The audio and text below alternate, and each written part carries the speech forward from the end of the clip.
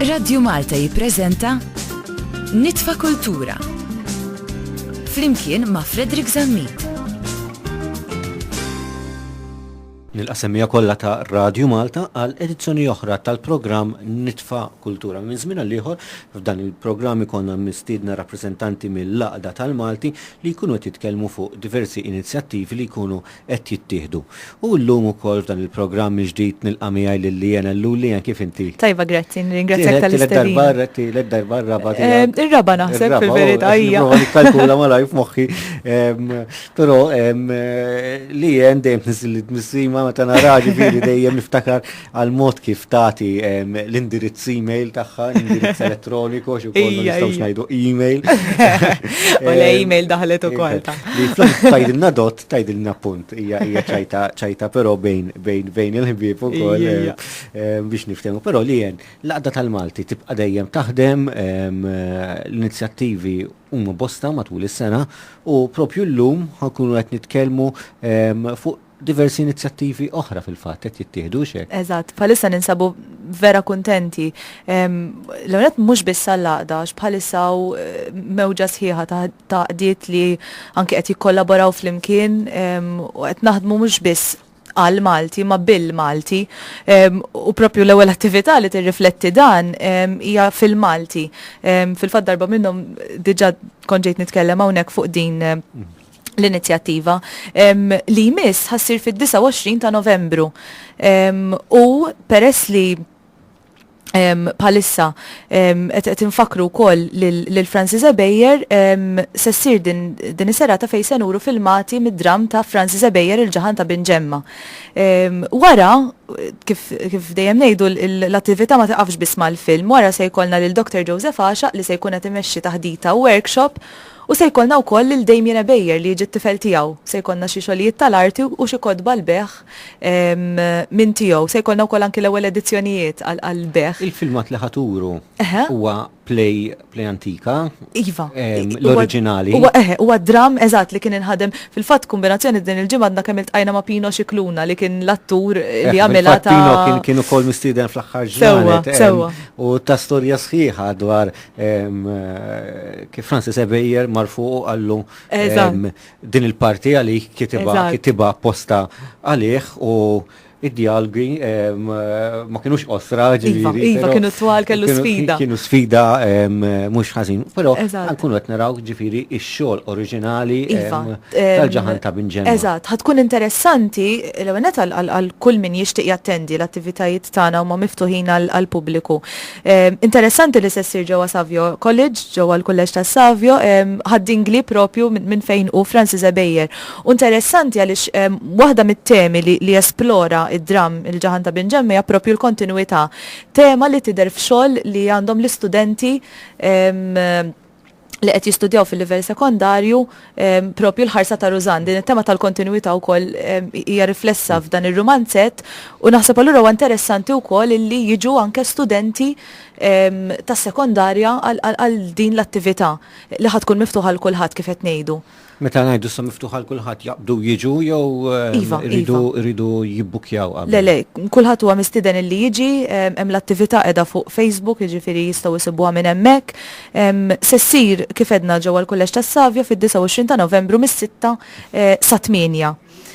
Attività oħra mbagħad li ħassir propju jumejn wara hija taħżis, it-tnedija ta' taħżis.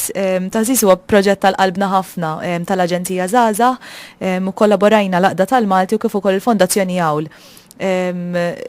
Naħseb ġili kellimtek dwaru dan ukoll Fredrik u vera. Fil-fatt ħajkonna kellna 3 seminars residenzjali u issa wasalna biex inniedu l-pubblikazzjoni biex xogħlijiet tal-kittieba. Din se ssir fl-ewwel ta' Diċembru, fit-8 se jkollna l-parteċipanti kollha mistiedna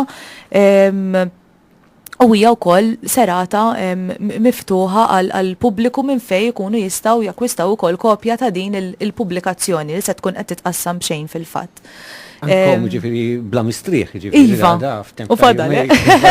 U fadal, mela, inkomplu la fadal. Mela, tajju, ħan semmi attività oħra, mbagħad insemmi wkoll Leħen il-Malti li hija rivista wkoll tal-Laqda. Attività oħra se ssir fit-12 ta' Diċembru li se tfakkar lil Marja Novella. Dakinhar se jkollna magħna lil Adrian Grima, Dr. Adrian Grima, lil Dr. Bernard Mikallef, lil Professur Oliver Friġġieri u lil Norbert Allul Vincenti li se jittrattaw aspetti differenti tal-kitbiet ta' Marja Novella.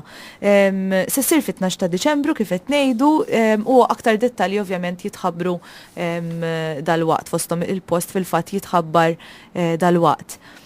Jekk nistgħu wkoll nitkellem ftit fuq is-sejħa tal-leħen il-Malti, ftit ilu għadna kemm konna preżenti waqt il-Festival Nazzjonali tal-Ktieb u nidejna propju l-ewwel darba li ġejt isset niftakar fuq din kont kellim fuq is-sejħa. Fuq is-sejħa tal-leħen il-Malti din id-darba. Kienet l-ewwel darba meta tajtna l-punt. Il-punt dakinhar, minn dakinhar. Jiddispjaċini ma stax ma nsemmix. Eżatt, issa wasalna l-ħarġa oħra għat 33 għas-sena 2014. Is-sejħa tinsab online jekk nista' forsi nagħti ftit dettalji, poeżiji massimu ta' 30 vers, stejjer ta' madwar 2500 kelma u kitbiet akademiċi wkoll ta' madwar 2500 kelma. Dawk li se jissottomettu din ukoll hija miftuħa għall-pubbliku jiġifieri. Ma jistawx jissottomettu aktar minn 3 xogħlijiet u s-sejħa tagħlaq fl-24 ta' Jannar. Hemm metodi differenti kif jistgħu jibatuha kemm bl-internet u kif ukoll bil-posta tradizzjonali u nħeġġu lill-pubbliku sabiex jipparteċip. Ovvjament id-deċiżjoni tal-bord dejjem huwa finali, però minn dak li rajna fil-ħarġa li għadna kemm nidejna ftit tal-ġranet ilu, naħseb illi kienet ta' suċċess l-ewwel nett għaliex għandek spazju għal studenti ġodda, għandek professuri li qed tara xogħlijiet ġodda tagħhom u anke din laqda bejn kitbiet akademiċi u letterarji naħseb illi tappella għal ħafna u ħafna nies. Interessanti dejjem. Lien, iktar attivitajiet, iktar inizjattivi? Għanna ħafna proġetti għaddejjin bħalissa, mu se nkomplu naħdmu fuq oħrajn. Sissa dawn nistgħu insemmu biex ngħidu hekk sa Diċembru, però kif għadlinna ftit tal-ħin, malaj. Iva. Terġa' semmi l-benefiċċju tas-semmija tagħna li forsi ma laħqux l-intervista minn qabel. Sewwa. Iż-żewġ attivitajiet li jmiss propju fil-ġranet li ġejjin. Eżatt. L-ewwel waħda fid-29 ta' Novembru għandna l-attività Film Malti fejn se nuru siltiet mid-dram tal-ġaħan ta' Binġemma wara segwi diskussjoni immexxija minn Dr. Joseph Għaxaq bil-parteċipazzjoni ta' Dejmine Bejjer.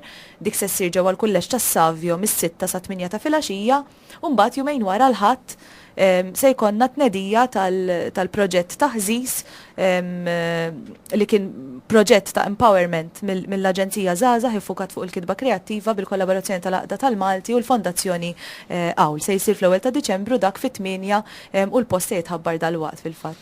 Tal-lim taġġel ukoll fuq ir-radio. Nippruvaw. Però li jien nirringrazzjak tal-li llum kont qiegħda magħna.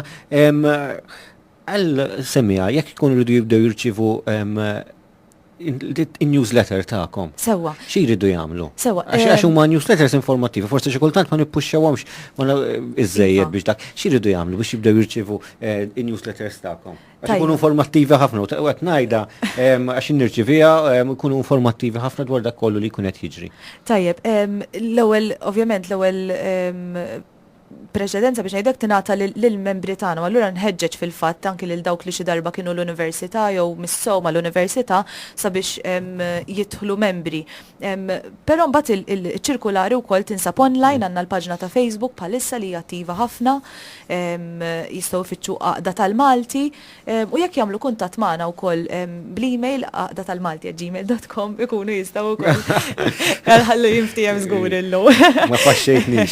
Le. Nkunu nistgħu wkoll nigwidawhom kif nistgħu nibatulhom materjal u kull għajnuna jew informazzjoni li jkunu jeħtieġu. Li jien nirringrazzjak lilek daw kollha involuti fl-Aqda tal-Malti, żgur li fil-ġimgħat li ġejjin ħaterġgħu tkunu għadin hawnhekk. Ġifieri il-preżenza tagħkom tinħass ħafna f'dan il-programm huwa pjaċir tagħna wkoll li nagħtu l-appoġġ tagħna lill-Aqda tal-Malti. Grazzi ħafna. Grazzi mill-qalb. U bekk ġejna fit-tmiem edizzjoni oħra tal-programm Nitfa' Kultura. L-appuntamenti għal magħkom huwa propju għal-għada fl-istess ħin jiena Fredrik Zammit insellmilkom. Smajtu Nitfa' Kultura, ippreżentat minn Fredrik Zammit.